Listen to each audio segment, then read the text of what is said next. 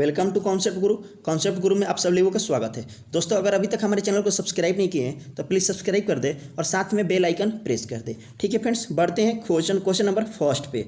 Question number first आपके screen पर ये मेंशन किया हुआ है कि नीचे दिए गए कथन में कौन सी अवधारणा अंतर्निहित है, यानी इन्वॉल्वमेंट है। ठीक है फ्रेंड्स, कथन की बात करी जाए तो कथन में ये दिया कि छात्र एक ने छात्र दो से कहता है मुझे पढ़ने के लिए आपके नोट्स चाहिए। इसको पहले हम समझते हैं, पहले इसको भावनाओं को समझिएगा, मेरे लैंग्वेज पर ध्यान दीजिएगा थोड़ा सा। छात्र एक ने छात्र दो से कहा पढ़ने के लिए नोट्स चाहिए, यानी ये कन्फर्म है कि छात्र दो के पास नोट्स पहले से अवेलेबल है और ये बना करके तैयार है।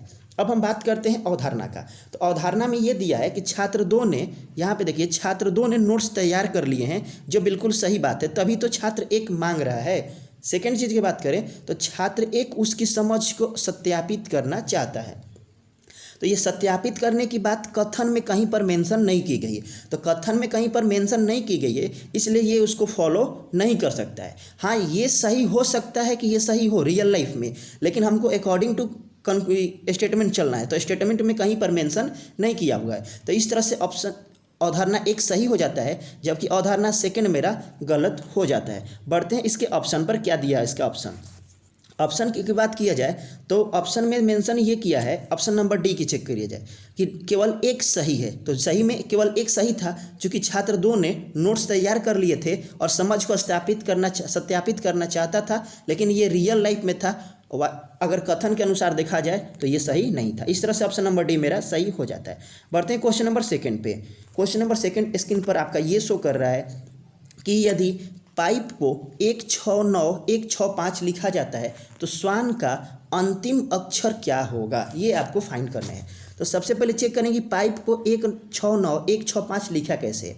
तो हम जानते हैं कि अल्फ़ाबेट ए से लेकर के जेड तक होते हैं, और उसी में पी आता है मेरा 16 पे, आई आता है मेरा 9 पे, पी आता है 16 पे, और ई आता है मेरे पास 5 पे। ठीक है फ्रेंड्स, तो यहाँ से हम पाएंगे कि जैसे था वैसे ही एज इट इज ये लिख दिया अल्फ़ाबेट के अनुसार। तो हम चेक करेंगे तो एस आता है मेरे पास 19 पे, डब्ल्यू आता है मेरे पास 23 पे, ए आता है मेरे पास 1 पे, जबकि एन आता है मेरे पास 14 पे। इस तरह से हमने सारा लिख दिया। अब पूछा क्या कि आपका अंतिम अक्षर कौन सा होगा, तो हम पाएंगे कि मेरा अंतिम अक्षर 4 है। तो इस तरह से ऑप्शन नंबर बी मेरा सही हो जाता है। आई होप आप समझ गए होंगे। बढ़ते हैं क्वेश्चन नंबर थर्ड पे। ये सारे क्वेश्चन टीसीएस द्वारा लिए गए एग्जाम में पूछे गए प्रश्न हैं। ठीक है फ्रेंड्स, बढ़ते हैं क्वेश्चन नंबर थर्ड पे। क्वेश्चन नंबर थर्ड आपकी स्क्रीन पर यह शो कर रहा है, स्टेटमेंट कहीं है कि सतत विकास के लिए घरों में ऊर्जा की आपूर्ति अनिवार्य है। ध्यान दीजिएगा, ऊर्जा की आपूर्ति अनिवार्य है। ठीक है फ्रेंड्स, अवधारणा क्या दिया है कि घरों में अत्यधिक चमकदार प्रकाश बल्बों के स्थान पर कॉम्पैक्ट फ्लोरेंस लैंप CFL का प्रयोग करना चाहिए। ये तो बोल दिया है, ये तो बहुत सही बात है कि CFL का प्रयोग करना चाहिए, लेकिन क्या कथन में कहीं पर इसका मेंशन किया गया है? कथन में तो केवल घरों में ऊर्जा की आपूर्ति के बारे में बात की गई है, जबकि CFL की और लाइट वाले बल्ब का कहीं पर जिक्र नहीं किया गया है। तो इस तरह से अब ये मेरा धारणा गलत हो जाता है। अब हम बात करते हैं सेकंड अवधारणा का। सेकंड अवधारणा आपका ये बोल रहा है कि अपने घरों के चारों ओर छायादार वृक्ष और पेड़ पौधे लगाएं। इस प्रकार विशेषतः पर्णपाती वृक्ष भूमि के उपयोग से ऊर्जा संरक्षित की जाती है, विशेषकर अगर पेड़ घर के पश्चिम दिशा में लगाया जाए।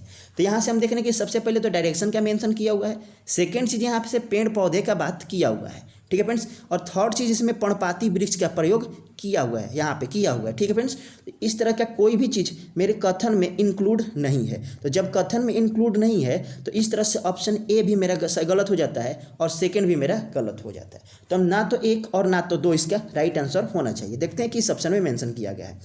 तो यहाँ पे हम चेक करेंगे तो अब केवल धारणा एक अंतर्निहित है, तो ये तो कट जाएगा। धारणा एक और दो दोनों ही अंतर्निहित हैं, ये तो सही नहीं हो सकता है। केवल धारणा दो अंतर्निहित है, धारणा एक और दो दोनों ही अंतर्निहित है। माफ़ कीजिएगा, यहाँ पर इसमें नॉट छूट गया है, यहाँ पे नहीं लगा लीजिएगा कि धारणा एक और दो दोनों ही अंतर्निहित नहीं है। इस तरह से ऑप्शन नंबर बी मेरा सही हो जाता है, क्योंकि आपने देखा कि दोनों में से कोई जिक्र नहीं किया हुआ है। अब बात करते हैं इसको हम डायरेक्ट बनाने के लिए। तो डायरेक्ट बनाने के लिए एक ट्रिक सीखिए, वो जो बेसिक रूप से है। सबसे पहले आपके पास पूछा क्या है, तो घर में ऊर्जा की आपूर्ति की बात किया गया। आपने देखा यहाँ पे फ्लोरेंस लैंप जो बिल्कुल कथन में मेंशन नहीं किया गया है। ऑप्शन ए खत्म। अब बात करते हैं यहाँ पे ऊर्जा की आपूर्ति की बात किया गया है, लेकिन यहाँ पे बात क्या किस चीज़ का कर रहा है, छायादार वृक्ष का कर रहा है, तो आपको ये भी गलत हो जाएगा। और आपको हमेशा कथन से रिलेट करना है अवधारणा के साथ में, ठीक है फ्रेंड्स। और ये नहीं कि ये सही बोल रहा है तो हम सही कर देंगे, हमको हमेशा कथन के अनुसार चलना होगा। आई होप आप समझ गए होंगे। बढ़ते हैं क्वेश्चन नंबर 4 पे।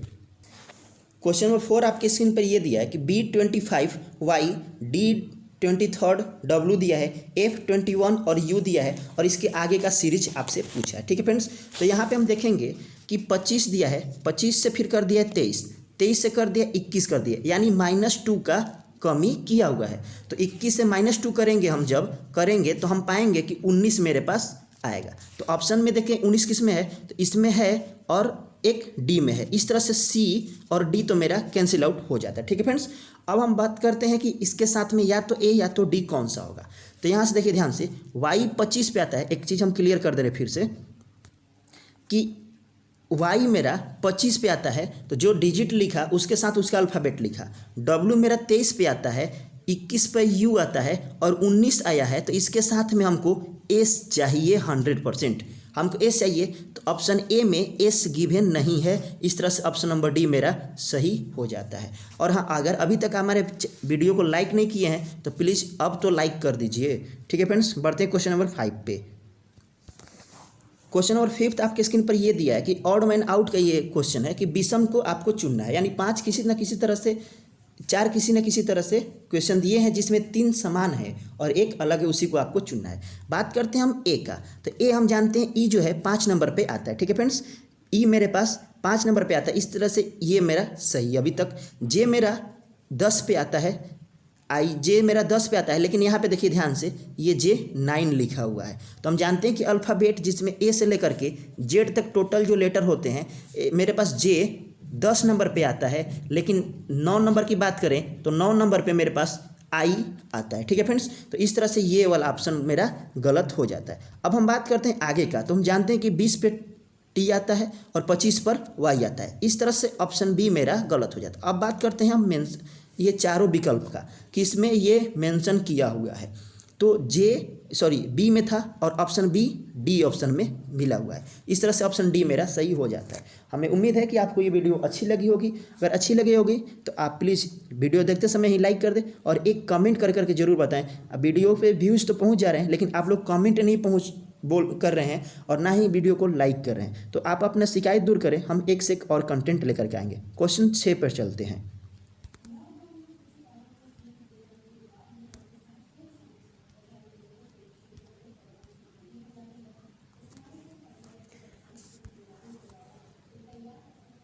क्वेश्चन नंबर 6 आपके स्क्रीन पर ये शो कर रहा है कि 5 1 96, 27 1 96, 18 2 96, 12 3 96, 2 4 96, ये दिया हुआ है।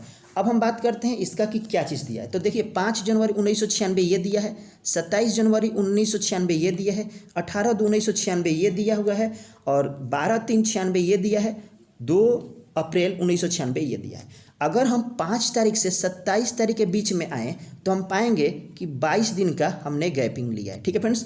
अगर हम 27 तारीख से 18 तारीख में आए तो हम देखेंगे कि 22 दिन अधिक बढ़ा करके लिया हुआ है। 5 दिन जनवरी है तो इसमें 26 दिन बचा और फिर इसमें ये ऐड करेंगे 5 दिन है, तो यहाँ पे देखिए 5 जनवरी है और 27 जनवरी है, तो 5 से जब 27 जनवरी पर आएंगे तो यहाँ पे हम पाएंगे कि 22 दिन बढ़ा दिया है। अब 27 जनवरी से 18 फरवरी आएंगे तो 4 दिन आपके पास ये बचा जनवरी का और 18 दिन फरवरी का, इस तरह से 22 दिन इसमें भी हो जाता है। अब हम बात करते हैं 18 फरवरी से 12 मार्च तक, क्योंकि बात 1996 का है और 1996 मेरा लीप ईयर है। लीप ईयर चेक करने के लिए हम 4 से डिवाइड करते हैं। अगर ये संख्या पूरी तरह से कट जाती है तो ये मेरा लीप वर्ष हो जाता है, जिसमें फरवरी जो होता है वो 29 दिन का हो जाता है। आई होप आप समझ गए होंगे।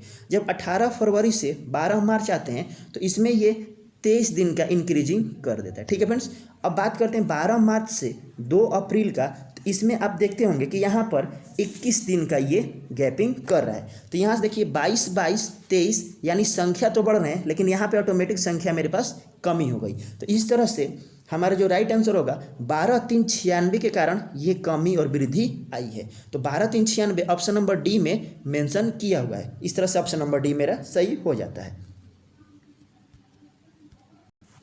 क्वेश्चन नंबर 7 आपकी स्क्रीन पर ये शो कर रहा है 27, 29, 33 खाली स्थान और 57।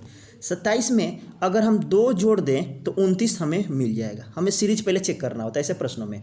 29 में अगर हम 4 जोड़ दें तो हमें 33 मिल जाता है। तो देख रहे हैं पहले हमें 2 वृद्धि किया, फिर 4 वृद्धि किया, तो अब हम क्या करेंगे 6 का वृद्धि करेंगे। ठीक है फ्रेंड्स, तो यहाँ से 6 का वृद्धि जब करेंगे तो यहाँ से देख रहे हैं कि 27 से 29 जाने में 2 का वृद्धि कर रहा है और 29 से 33 जाने में 4 का ये वृद्धि कर रहा है। ठीक है फ्रेंड्स, तो यहाँ से देखें कि 2 का डबल 4 होता है, तो 4 का डबल हम कितना ले लेंगे, यहाँ पे हम 8 ले लेंगे। अगर हम 8 लेते हैं तो 33, 7, 40 और 41, यानी यहाँ पर हमें 41 मिल गया। ठीक है फ्रेंड्स, अब आगे हम सीरीज को चेक करते हैं कि ये सीरीज सही है कि नहीं। अगर सीरीज सही है तो मेरा ये रीजनिंग सही है। ठीक है फ्रेंड्स, तो 2 का डबल 4, 4 का डबल 8, तो 8 का डबल इसमें अब 16 होना चाहिए। तो 41 को और 16 को मैंने ऐड किया आपस में, तो 6 और 1 7 और 4 और 1 इस तरह से 5 निकल करके आ गया। तो हम पाएंगे कि इस लास्ट में मेरा 57 है। तो इस तरह से मेरा सीरीज सही हो रहा है। तो जब सीरीज सही हो रहा है तो यहाँ पे हमारा क्या आंसर 41 बन रहा है। तो ऑप्शन नंबर डी मेरा सही हो जाता है। आई होप आप समझ गए होंगे। अगर अभी तक सब्सक्राइब नहीं किए हैं तो प्लीज़ सब्सक्राइब अवश्य कर दें। ब्लड रिलेशन क्वेश्चन है, क्वेश्चन नंबर 8 आपके स्क्रीन पर कि स्पंदन राजू की बहन है। ठीक है फ्रेंड्स, राजू के पिता की बहन का स्पंदन से क्या संबंध है। बहुत ही प्यारा क्वेश्चन है। देखते हैं, स्पंदन जो है वो राजू की बहन है। ये हो गया राजू और ये हो गया मेरे पास स्पंदन, और राजू की बहन है यानी ये फीमेल है और राजू के बारे में कोई जिक्र अभी नहीं है। ठीक है फ्रेंड्स, या तो ये बहन भी होगा, आर मेरी अगर लड़की होगी फिर भी ये बहन होगी एस, अगर आर लड़का होगा फिर भी एस मेरे पास ये आएगी। ठीक है, बढ़ते हैं क्वेश्चन इसी पे। तो स्पंदन जो होता है वो राजू की बहन हो गई, तो राजू की बहन मेरे पास स्पंदन मिल गई है। ठीक है, और स्पंदन फीमेल हो गई। अब राजू के पिता यानी एक जनरेशन ऊपर, तो एक जनरेशन ऊपर और पिता है तो मेल हो जाते हैं। पिता की बहन, अब इनकी जो बहन है वो तो फीमेल होंगी, ये तो जायज़ सी बात है। बहन का स्पंदन से क्या संबंध है, ध्यान दीजिएगा मेरे लैंग्वेज पे। आप एक चीज़ देखिए, से किसके साथ लगा हुआ है, तो आप बोलिएगा से स्पंदन के साथ लगा हुआ है। और किसके बारे में बोल रहा है कि राजू के पिता की बहन का स्पंदन से, तो राजू ये हो गया और इसके पिता ये हो गए और इसके बहन हो गए, और से लगा स्पंदन में, यानी स्पंदन का ये व्यक्ति क्या लगेगा। तो एक चीज़ याद रखिएगा कि जिसमें से लगा है उससे आप एरो उठाइए और जिसके बारे में बोल रहा है उस पर जाकर के एरो छोड़ दीजिए। यानी एस का ये बंदा क्या लगेगा या लगेगी। तो हम देख रहे हैं कि एस का भाई आर है या बहन है, और इसका जब आर का जब पिता ये है तो एस का भी पिता हुआ, और इसके पिता और ये लड़की आपस में भाई बहन है, तो ये लड़की हमेशा बुआ का रिलेशन निकाल करके आएगी। आई होप आप समझ गए होंगे। इस तरह से ऑप्शन नंबर डी मेरा सही हो जाता है। बढ़ते हैं क्वेश्चन नंबर 9 पे। क्वेश्चन नंबर 9 आपके स्क्रीन पर यह दिया है कि राजू पूरब की ओर 4 किलोमीटर चलता है। ध्यान दीजिएगा, अगर ऐसा प्रश्न में आपको दिक्कत होगा तो आज के बाद हम कंफर्म बोलते हैं कि आपको दिक्कत नहीं करेगा। ठीक है फ्रेंड्स, जो लोग जानते हैं उनके लिए तो और अच्छा बात है। थोड़ा सा हम कोशिश करेंगे एक्स्ट्रा समझाने के लिए। तो राजू पूरब की ओर 4 किलोमीटर चलता है, फिर वह बाएं ओर मुड़ता है और 3 किलोमीटर चलता है, और वह प्रारंभिक बिंदु से कितनी दूरी पर और किस दिशा में स्थित है। ठीक है फ्रेंड्स, यानी राजू, देखिए सबसे पहले डायरेक्शन की बात करते हैं, तो ये मेरे पास डायरेक्शन हो जाता है। ठीक है फ्रेंड्स, अब हम देखते हैं नीचे में तो मेरा साउथ होता है, ऊपर में मेरा नॉर्थ होता है। ठीक है, अगर बात करेंगे तो यहाँ पे ईस्ट होता है और इसके जस्ट अपोजिट में वेस्ट होता है। ठीक है फ्रेंड्स, अब यहाँ से हम ये देखेंगे राजू सबसे पहले पूरब की ओर 4 किलोमीटर चलता है, तो यहाँ से सबसे पहले ये बिंदु हो गया उसका। अब यहाँ से ये चला तो ये 4 किलोमीटर ये दूरी तय कर लिया। ठीक है फ्रेंड्स, अब यहाँ से करते हैं कि फिर वह बाएं ओर मुड़ता है और 3 किलोमीटर जाता है। तो जब वह बाएं मुड़ेगा तो घड़ी के विपरीत दिशा में मुड़ता है, और घड़ी हमेशा विपरीत जब चलेगी तो ये डायरेक्शन उसका बनेगा, यानी नॉर्थ डायरेक्शन में जाएगा। और ये डायरेक्शन कितना दे दिया, 3 दे दिया।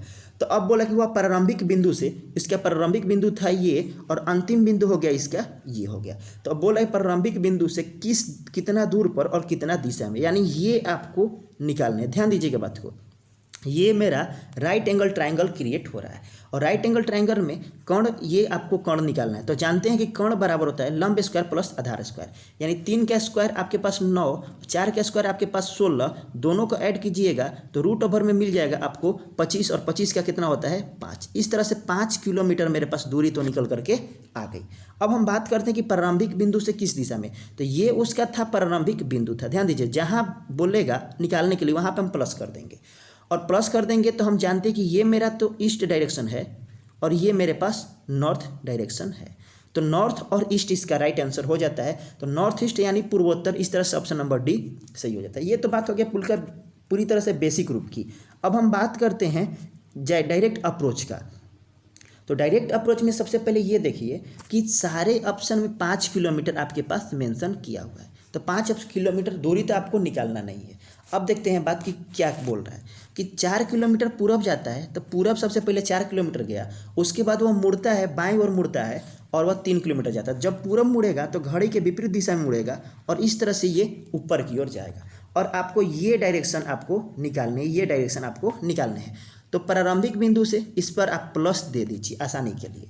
और हम जानते हैं कि नीचे साउथ होता है, ऊपर नॉर्थ होता है, इधर ईस्ट होता है। और ये देखिए, तो ये इसी में ना आकर के लगेगा, जहाँ पे लगेगा तो ये नॉर्थ हो गया यानी उत्तर, और पूरब यानी पूर्वोत्तर हम कह सकते हैं। इस तरह से ऑप्शन नंबर डी मेरा सही हो जाता है। आई होप आपको ये अच्छे से समझ में आ गई होगी। बढ़ते हैं क्वेश्चन नंबर 10 पे।